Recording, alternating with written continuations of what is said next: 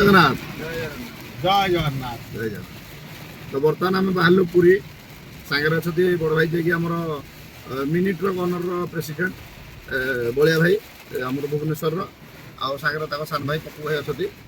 तो आम जीवार कारण है आमर आसंता जो रथयात्रा अच्छी रथयात्रा गोटे स्टल लगे आम ड्राइवर महासंघ तरफ आम बाहुड़ार गोटे स्टल लगे जोटा कि आम अन्न छत्र अन्नर व्यवस्था सकाल उपमार व्यवस्था रहे आम। तो भाईकर हूँ रथयात्रा प्रोग्राम आमना बाहुड़े तो निहती प्रशासन तरफ आमको फोन आसला। तो पुरी प्रशासन को आम देखा करूँ आउ परमिशन भी कागजपत्र काम भी टी अच्छी डॉक्यूमेंट भी देवार अच्छी सांग गाड़ी पास केमती देवे भी आलोचना अच्छी आ जगह गोटे सिलेक्ट करवाटा सब बड़ कथा।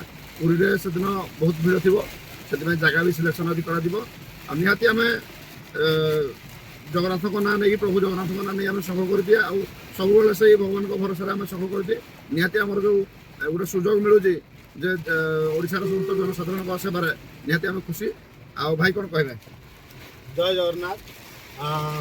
मु ऑल ओडिशा मिंट्रो बंधु राष्ट्र स्टेट प्रेसिडेंट बलराम महापात्र आम जगन्नाथ सेवा जगन्नाथ पुरी रथ विश्व प्रसिद्ध रथयात्रा जगन्नाथ बड़दाण्ड में किसी सेवा कर जो पाई सौभाग्य पाई तार न कहवा भल तार मुझे शब्द व्याख्या करें।